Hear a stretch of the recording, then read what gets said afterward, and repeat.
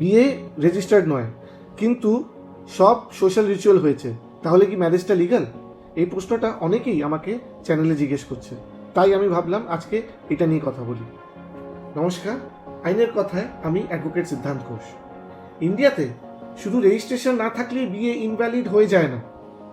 যদি religious customary rituals follow হয়, মানে সামাজিকভাবে বিয়ে হয়, লোকজন উইটনেস থাকে, ছবি থাকে, তাহলে অনেক ক্ষেত্রে ম্যারেজ লিগালি ভ্যালিড ধরা হতে পারে। রেজিস্ট্রেশন প্রুফ হিসাবে হেল্পফুল, কিন্তু এটা সবসময় ম্যান্ডেটরি নয়।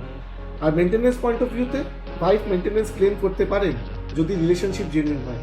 কোর্ট দেখে সোশ্যাল রিকগনিশন, রিচুয়ালস, কোহ্যাবিটেশন আর হাজব্যান্ড আর ওয়াইফ হিসাবে থাকা।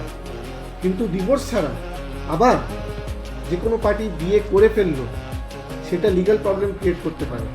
যদি first marriage legally valid prove হয়, তাহলে সেকেন্ড ম্যারেজ ভয়েড হতে পারে এবং বাইগ্যামির ইস্যুও উঠতে পারে। তাই রেজিস্টার নয় মানে বিয়ে নয়, এটা সবসময় ঠিক নয়।